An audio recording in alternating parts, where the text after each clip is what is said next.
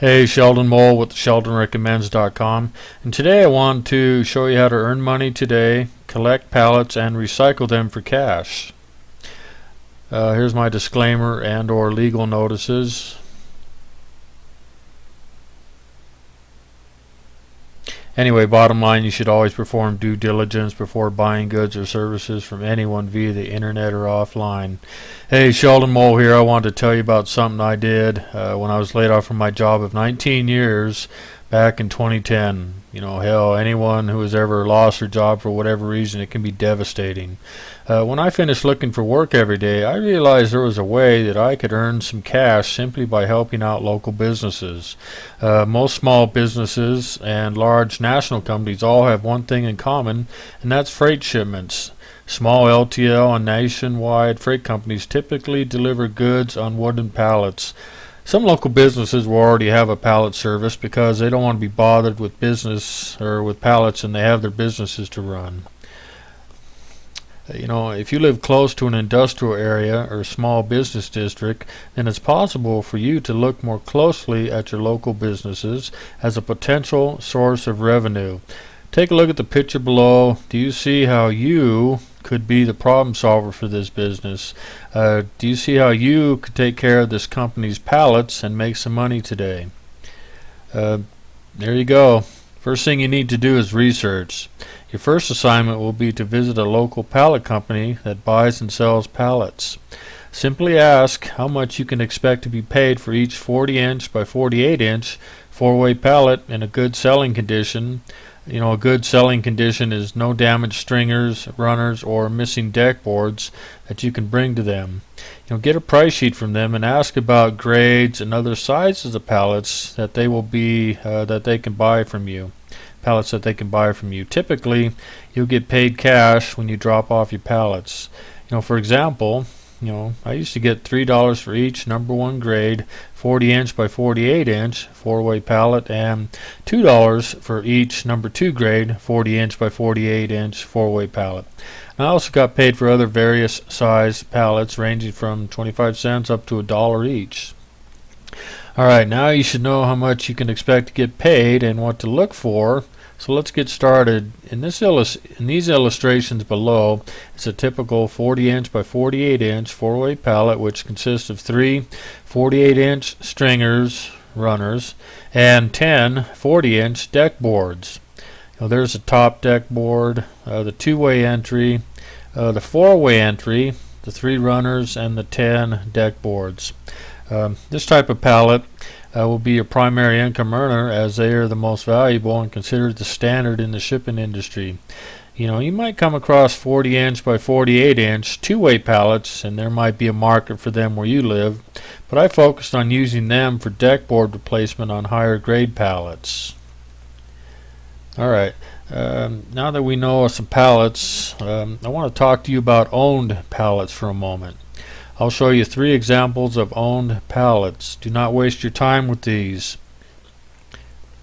Oops, wrong way, sorry. These CHEP pallets are the most popular in my area, and you will not get paid for these pallets. Do not touch these. There you go, owned by Pico. These Pico pallets are owned, so don't bother with them. Same thing here, these plastic pallets, such as these from the United States Postal Service, are owned as well. There are more owned pallets that you will come across, so I highly recommend that you avoid these and do not waste your time with them. Alright, we have found a local business needing your help, and you have done your due diligence and know what you'll be paid for each type of pallet and what type of pallets you need to focus on. The tools that you're going to need to make your work easier: gloves, a tape measure, electric drill, and a 1/116th bit, electric saw, a hammer, and the 2-inch nails, a 6-penny, pry bar and nail puller, a helper to lift pallets. One thing about pallet nails is the shank is spiraled to keep them from losing traction once they're nailed. The pry bar and nail puller will help to remove damaged deck boards so you can pound those original nails in all the way. The drill will then be needed for creating new pilot holes for the new deck boards. A tape measure will help you to determine the correct dimensions of the pallet you'll be working with. Trust me, after a while you'll be able to spot a 40-inch by 48-inch pallet, 4-way pallet a block away.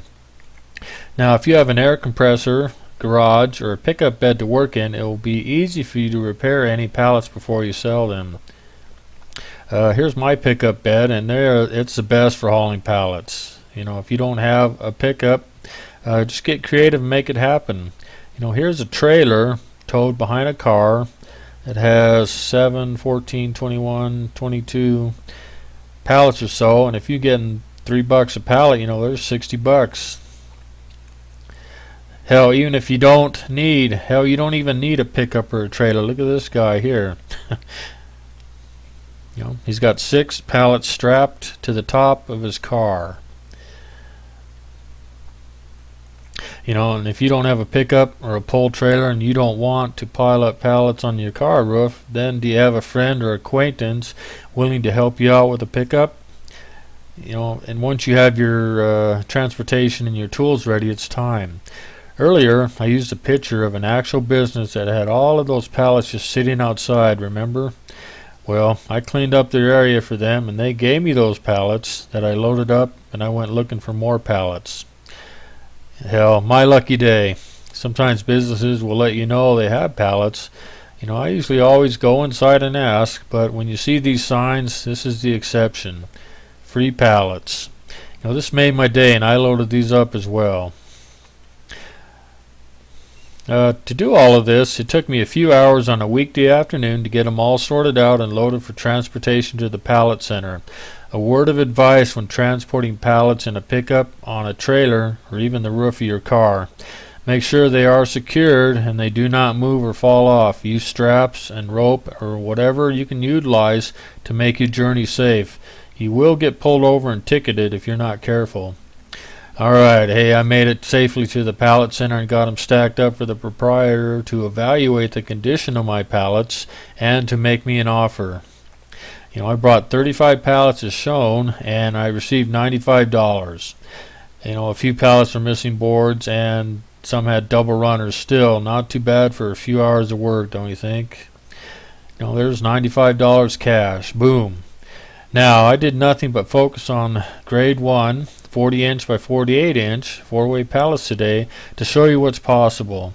Some days, everything worked out perfectly, and I made a decent amount of cash.